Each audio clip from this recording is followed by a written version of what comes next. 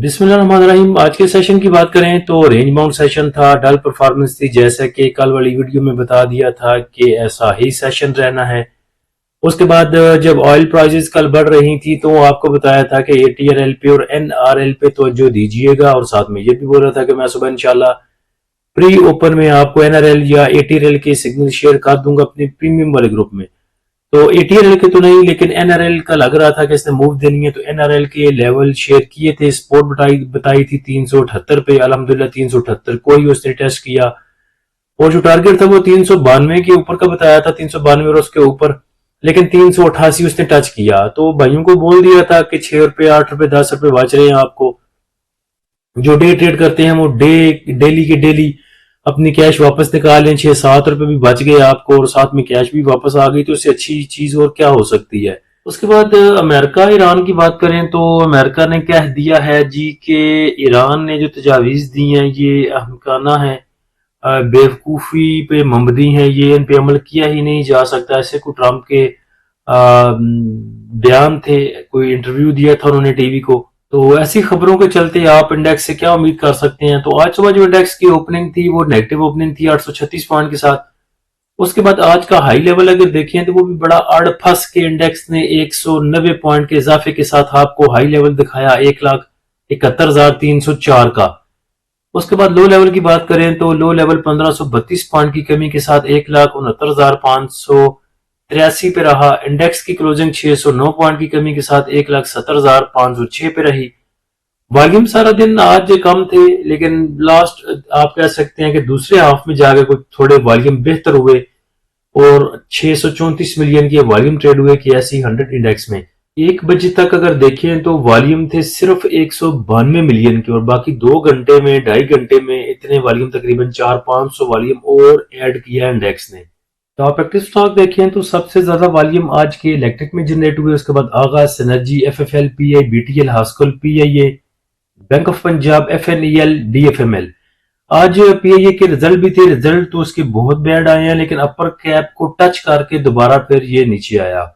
उसके बाद TRG की बात करें तो TRG शरीयत तो नहीं है, लेकिन काफी चमगोइयां हो रही हैं TRG में। TRG का केस काफी पुराना है, 2021 से ऑनवर्ड चलता आ रहा है, और इसमें जो फाउंडर है उसके ज़ियाद चिश्ती साहब, उनके खिलाफ कोई मिसकंडक्ट का केस किया हुआ था TRG वालों ने, और साथ में कोई इल्जाम भी था कि JS वालों के साथ मिलकर उन्होंने कुछ रूल्स बाईपास किए हैं SSCP के, और शेयर्स की खरीदो फरोख्त का भी इल्जाम था ज़ियाद चिश्ती साहब के ऊपर। उसके बाद ये जो केस था ये चल रहा था 3 ममालिक में, बरमूदा में, अमेरिका में और पाकिस्तान में। उसके बाद अगर देखा जाए तो बाहर की अदालतों में तकरीबन $9 मिलियन तक का हर्जाना अदा करने का भी कहा गया था चिश्ती साहब को। अब आज की खबर ये आ रही थी कि अदालत ने कह दिया है कि जो जितने अखराजात आए हैं वो ज़ियाद चिश्ती साहब को वापस किए जाएं। तो देखिए, जब एक केस चल रहा होता है, मिसाल के तौर पर अगर किसी ने कत्ल किया है, उसमें मेडिकल बोर्ड भी आ गया और बाकी चीजें भी ऐड हो गई, तो 3-4 कसीरुल जहती केस चल रहा होता है।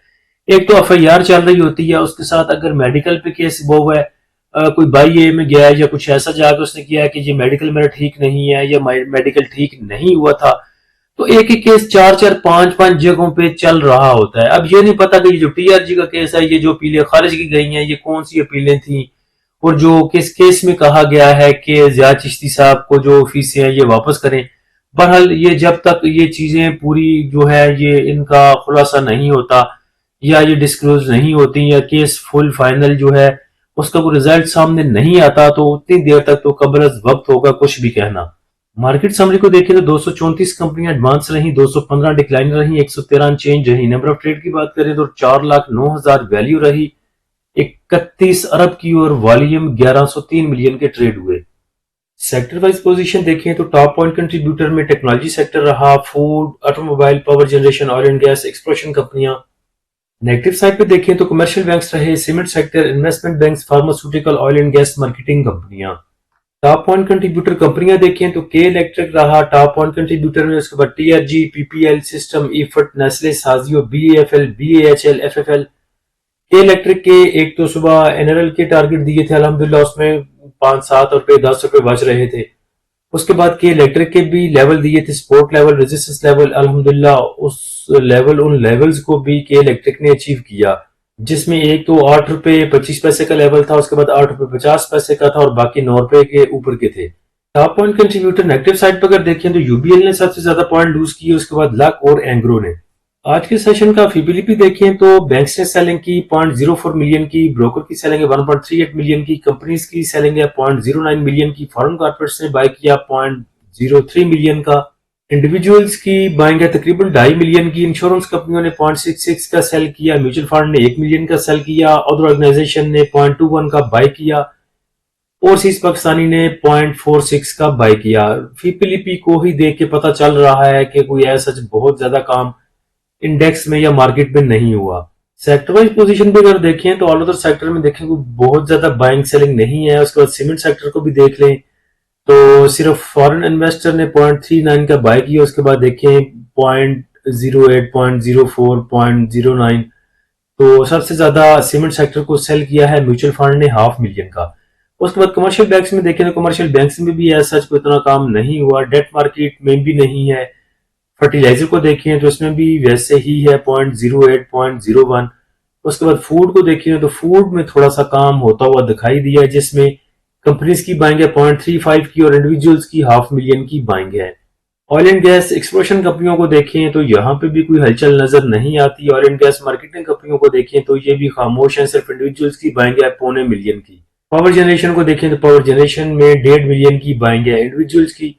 टेक्नोलॉजी को देखें तो टेक्नोलॉजी में भी बस माइनर सी, जो कह सकते हैं आप, नॉमिनल सी बाइंग सेलिंग है। उसके बाद मार्केट की हालात देखें, नेक्स्ट सिचुएशन देखें तो वो क्या आप कह सकते हैं कि खोता खूह जिए।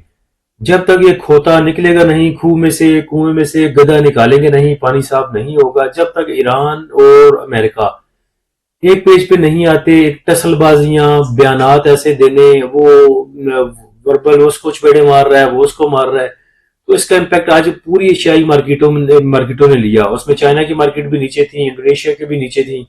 तो ये इम्पैक्ट सिर्फ कराची स्टॉक मार्केट पे आज नहीं था। तो बाकी इंशाल्लाह हालात वैसे ही ठीक होंगे, तब ठीक होंगे जब कोई अच्छी खबर आएगी जंग को लेके। उसके बाद आप ये कर सकते हैं कि डेली इंटरडे करें, जैसे कि हम करवा रहे हैं प्रीमियम ग्रुप में। स्टॉप लॉस के साथ एक दो टारगेट आपके अचीव हो गए, एक दो स्टॉक के कभी एक हो गया, कैश भी आपके पास वापस आ गई और कुछ प्रॉफिट भी आ गया, तो यही स्ट्रेटजी आप यूज करें। बाकी इंशाल्लाह अकॉर्डिंग टू सिचुएशन कोई चीज होगी, लेवल्स होंगे तो प्रीमियम वाले ग्रुप में जरूर शेयर करेंगे। प्रीमियम ग्रुप को ज्वाइन करने के लिए आप नीचे दिए गए व्हाट्सएप नंबर पर रब्ता कर सकते हैं। फ्री ग्रुप को ज्वाइन करने के लिए लिंक नीचे डिस्क्रिप्शन में दे दिया है। अल्लाह हम सबका और इस मुल्क का हामी नासिर हो। इजाजत दीजिए, अल्लाह हाफिज।